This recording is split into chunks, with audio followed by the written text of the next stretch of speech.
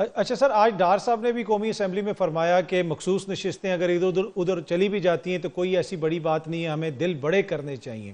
تو آپ کو کوئی پازیٹیو سگنلنگ وہاں سے آ رہی ہے حکومت کی جانب سے؟ جس طرح ملاقاتوں کا سلسلہ ہے، پہلے بہنوں کو نہیں ملنے دیا جا رہا تھا، پھر بہنوں کی ملاقات کروا دی گئی، کہ it is too early to assess, کہ ابھی ہم اسیس کریں کہ حکومت کا رویہ کیا ہوگا؟ نہیں، کوئی ہمیں لچک نظر نہیں آ رہی. فراخ دلی تو وہ ہم سے مانگ رہے ہیں نا کہ ہماری سیٹیں اگر وہ چھین لیتے ہیں. 26ویں آئینی ترمیم کے نتیجے میں ایک عدالتی نظام جو قائم کیا گیا ہے، جس کا مقصد ہی ہم سمجھتے ہیں ہماری مخصوص نشستیں چھیننا تھا. ایک غیر منتخب پارلیمان کے ذریعے وہ حکومت کر رہے ہیں، کرنا چاہتے ہیں، اور وہ یہ چاہتے ہیں کہ ہم دل بڑا کر کے ان کو کہیں ہاں یہ کرتے رہو. تو یہ تو کوئی فراخ دلی نہیں ہے، یہ کوئی لچک نہیں ہے. ٹھیک ہے. اچھا سر، ایک احتجاج کی بھی بات ہوتی ہے اور کہا جاتا ہے کہ تحریک انصاف کوئی بڑا احتجاج بھی پلان کر رہی ہے. عید کے بعد بھی خبریں آتی رہیں کہ عید کے بعد ہوگا. اب اگین اس حوالے سے مختلف قسم کی خبریں آ رہی. تو کیا کوئی حتمی فیصلہ ہوا ہے کہ احتجاجی تحریک کب شروع کی جائے گی؟ بڑا سیاسی اتحاد بنایا جائے گا؟ دیکھیں احتجاجی تحریک جو ہے وہ بالکل ایک آخری مرحلہ ہوگا اس جد و جہد. سمجھتے ہیں کہ اس سے پہلے ہوش کے ناخن لے لینے چاہیے اس نظام کو، اور وہ جو تحریک ہے اس سے پہلے معاملات کو حل کرنا چاہیے آئین اور قانون کے مطابق. لیکن اگر نہیں ہوتا تو پھر کیا چارہ ہے اس قوم کے پاس؟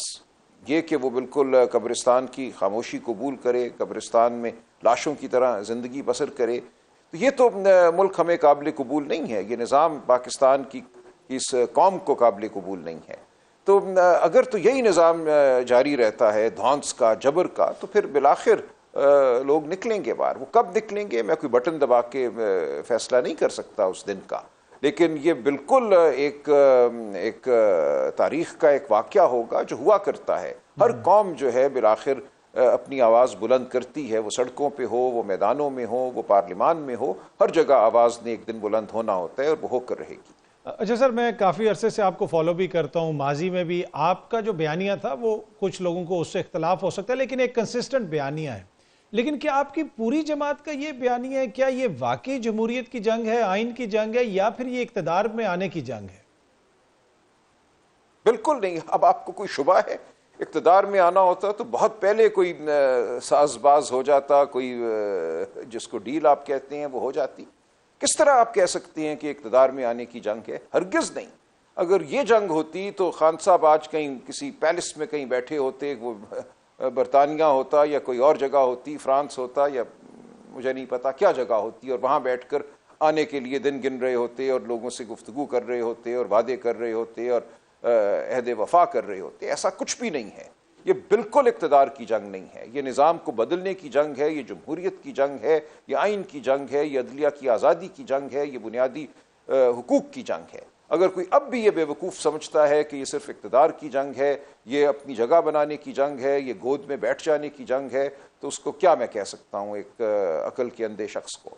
یہ بالکل اب واضح ہے اس قوم پر کہ عمران خان اس وقت جو جنگ لڑ رہے ہیں اور جو وہ لڑتے رہیں گے وہ پاکستان کی تقدیر کی جنگ ہے. اچھا راجہ صاحب، یہ 26ویں آئینی ترمیم کے بعد آپ کو لگتا ہے کہ جو عدلیہ سے آپ لوگ چاہتے ہیں کہ انصاف ملے، بار بار آپ انصاف کی بات کرتے ہیں، عدلیہ کی آزادی کی بات کرتے ہیں، کہ اب یہ صرف ایک ڈسٹنٹ خواب ہے کہ یہ ابھی بھی آپ پر امید ہیں؟ نہیں، کوئی امید نہیں ہے. دیکھیں 26ویں آئینی ترمیم کا مقصد ہی عدلیہ کو مغلوب کرنا تھا، اور وہ مقصد فی الحال حاصل کر لیا گیا ہے. ہماری جو جد و جہد ہے وہ 26ویں آئینی ترمیم کو رد کرنے کی جد و جہد ہے، اس کو ختم کرانے کی جد و جہد ہے. ہم پاکستان کے عوام کو یہی دعوت دے رہے ہیں کہ وہ ہمارے ساتھ چلیں اور اس انقلاب کو وجود میں لائیں، جس کے نتیجے میں یہ ترمیم بھی ختم ہوگی اور بہت سی علائشیں جو ہمارے آئین میں، ہمارے قانونی نظام میں داخل کر دی گئی ہیں، وہ پیکا کا قانون ہو، وہ دیگر بہت سی چیزیں ہیں کہ آپ کو گنوانا شروع کروں تو بہت وقت لگے گا. جمہوریت کی کیا صورتحال ہے، آزادی اظہار کی کیا صورتحال ہے، پاکستان کئی درجے تنزلی کر چکا ہے پچھلے 2.5-3 سالوں میں. تو یہ امید کی تو کوئی وجہ نہیں ہے اس نظام کے ہوتے ہوئے، اس 26ویں آئینی ترمیم کے ہوتے ہوئے۔ ہم بہرحال اس نظام سے لڑتے بھی رہیں گے، اس سے منسلک بھی رہیں گے، مقدمے اپنے انہی عدالتوں میں ہم پیش کریں گے کیونکہ کوئی اور عدالت ہے نہیں۔ لیکن ہمارا بالآخر مقصد جو ہے وہ یہ ہے کہ عوام کی طاقت سے ہم ان غیر آئینی ترامیم کو ختم کریں۔ یہ ترامیم اور یہ ترمیم بالخصوص 26ویں ترمیم جس نے آئین کی روح کو مسخ کیا ہے، اس کو ہم بالکل ختم کرنا چاہتے ہیں اور انشاءاللہ ایک دن ہم ختم کریں گے۔ اچھا سر، 27ویں آئینی ترمیم کے حوالے سے بھی گفتگو چل رہی ہے، کچھ وکلا دوست بھی اس طرح کے بتا رہے ہیں کہ جی بارز میں ایسی بات ہو رہی ہے، آپ کے نالج میں کوئی ایسی چیز ہے؟ دیکھیں 27ویں کریں 28ویں کریں، اب کیا فرق پڑتا ہے؟ 26ویں کے بعد ہم سمجھتے ہیں کہ ایک تاریک رات تو طاری ہے اس ملک پر اور اس ملک کی عدلیہ پر، اس کو مزید آپ تاریک تر کرنا چاہتے ہیں تو کرتے رہیں، لیکن بالآخر ایک دن عوام اس تمام تاریکی کو دور کریں گے۔ ہم نے اگر ایک ترمیم کو رد کرنا ہے تو ہم 3 کو بھی رد کر سکتے ہیں۔ اچھا سر، آپ نے کہا کہ آپ اس نظام کا حصہ بھی ہیں اور اس کے اوپر ویسے آپ پہ تنقید بھی ہوتی ہے، جس طرح بھی آپ نے پیکا کا ذکر کیا۔ پیکا ایکٹ کے تحت خیبر پختونخوا میں بھی مقدمے درج ہو رہے ہیں جہاں پہ آپ کی اپنی حکومت ہے۔ کیا انٹرنلی آپ لوگوں نے کبھی اس چیز کو ڈسکس کیا کہ یہ کس قسم کا میسج بھیجتی ہے یہ چیز؟ بالکل کیا، اور اگر ایسا ہوتا ہے تو پارٹی کے اندر تنقید ہوتی ہے اور ہم بالکل اس کے ساتھ نہیں کھڑے، اور بہت سے ایسے معاملات ہیں جن پہ ہم تحفظات رکھتے ہیں، بلکہ جہاں ہم بالکل ایک اختلافی رائے رکھتے ہیں۔ تو میری گفتگو دیگر لوگوں کی گفتگو کے پی کی حکومت سے ہوتی رہتی ہے۔ وہاں پہ کیا حالات ہیں کچھ ان کا بھی ہمیں علم ہے کہ وہاں مکمل طور پہ حکومت پی ٹی آئی کی نہیں ہے، وہاں بھی وہی نظام جو باقی ملک میں رائج ہے، ایک جبر کے ذریعے ایک ان لکھے قانون کے تحت جو کچھ ہو جاتا ہے وہ وہاں بھی ہوتا ہے۔ لیکن ہم بالکل یہ سمجھتے ہیں کہ کے پی حکومت کو مزاحمت کرنی چاہیے، کے پی حکومت کو اس طرح کے قوانین کا سہارا نہیں لینا چاہیے، اور کے پی حکومت کو جو ہمارا نصب العین ہے آئین جمہوریت آزادی اظہار کا، اس کے لیے ہی کھڑے رہنا چاہیے۔ اچھا سر، یہ 26ویں آئینی ترمیم کے بعد جوڈیشل کمیشن بھی بنا، اس میں بھی آپ کے 2 ممبران ہیں، آپ سمجھتے ہیں کہ ادھر آپ کا ہونا بھی ضروری ہے، ایٹ دا سیم ٹائم آپ اپنا پروٹیسٹ بھی ریکارڈ کرواتے ہیں؟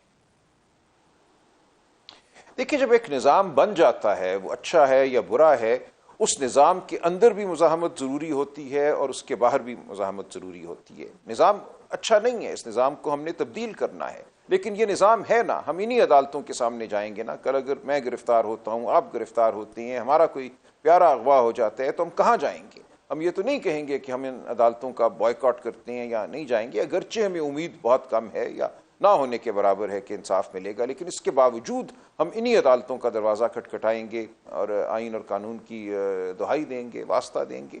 تو یہ دونوں معاملات اکٹھے چلتے ہیں۔ ہم نے جو قومی دفاع کی ریزولوشنز تھی ان کا بالکل بھرپور ساتھ دیا، کیونکہ وہاں معاملہ کچھ اور تھا، وہاں دشمن سے نبرد آزما ہونے کی بات تھی، قوم کا اتحاد ضروری تھا، اس اتحاد کا اظہار ضروری تھا۔ تو ہم ایک رسپانسبل جماعت ہیں، ہم ایک متانت کے ساتھ سیاست کرنے والی جماعت ہیں، ہماری لیڈرشپ میں گفتگو ہوتی ہے، گہرائی کے ساتھ معاملات کو دیکھا جاتا ہے اور فیصلے کیے جاتے ہیں۔ اچھا سر، جو دیگر آپ کے پولیٹیکل ساتھی ہیں، سیاسی ساتھی ہیں، چاہے مولانا ہو جائیں، دیگر سیاسی جماعتیں ہو جائیں، جن سے آپ گائے بگائے ملتے بھی رہتے ہیں، انگیج بھی کرتے رہتے ہیں، کیا وہ بھی اس چیز کو، اب اس چیز کا ادراک ان کو بھی ہے کہ چیزیں اس نہج پہ پہنچ گئی ہیں کہ ہمیں اب کچھ چیزوں کو ٹھیک کرنا پڑے گا، یا پھر نظریاتی لیول پہ وہ اس لیول پہ نہیں آئے جس لیول پہ آپ لوگ سوچ رہے ہیں؟ دیکھیں، بہت سی جماعتیں اس لیول پہ ہیں، بہت سی جماعتیں تو دہائیوں سے پاکستان میں حقیقی جمہوریت کے لیے کام کر رہی ہیں، بہت سی جماعتیں انسانی حقوق کے لیے کام کر رہی ہیں، وہ بالکل ہمارے ساتھ ہیں، ہماری تحریک تحفظ آئین کا حصہ ہیں، اور ہم ان کو ساتھ لے کے آگے بالکل چلیں گے، اور جماعتوں کو بھی ہم دعوت دیتے رہیں گے جو آئین، قانون، انسانی حقوق کی سربلندی کے لیے کام کرنا چاہتی ہیں۔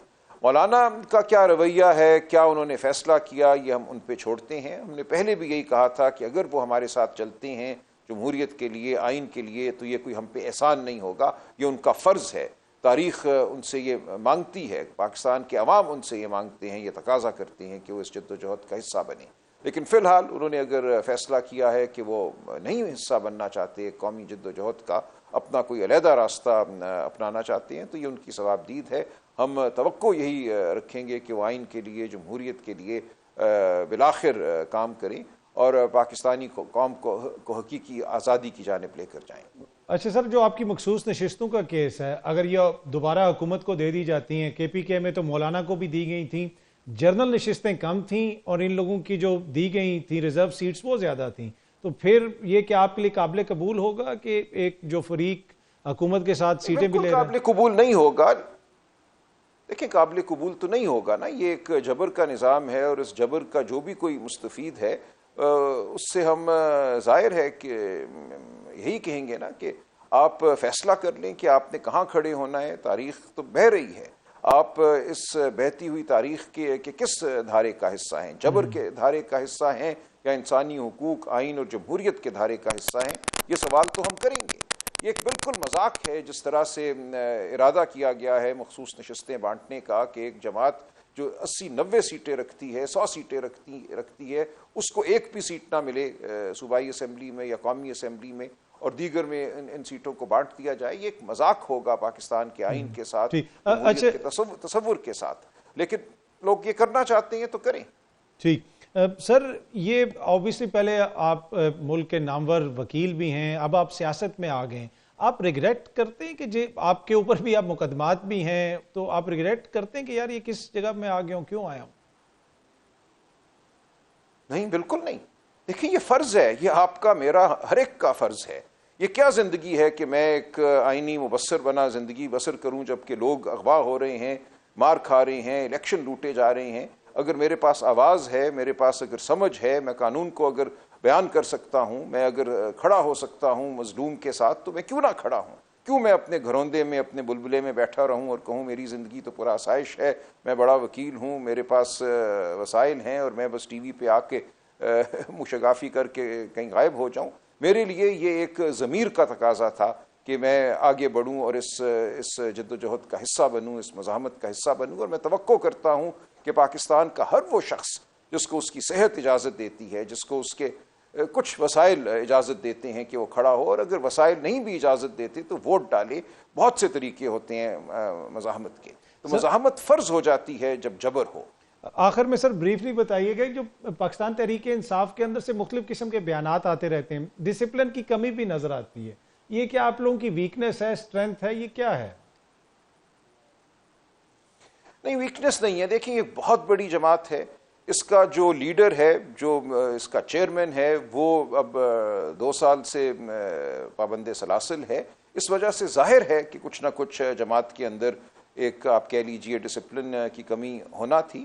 یہ ایک حوالے سے صحت مند بھی ہے، لوگ گفتگو کرتے ہیں، لوگ اعتراض کرتے ہیں، تو ٹھیک ہے، لیکن یہ جماعت عمران خان کے پیچھے، عمران خان کے نظریے کے پیچھے بالکل متحد ہے۔ اس حوالے سے کوئی غلط فہمی میں مبتلا نہ ہو۔ اس کے ووٹر بالکل متحد ہیں، کھڑے ہیں۔ جب بھی الیکشن ہوگا، جیسا ہوا 8 فروری 2024 کو، آپ نے دیکھا پاکستانی قوم نے شگاف طریقے سے اپنی رائے کا اظہار کیا، یہ ہوگا، آئندہ بھی ہوگا۔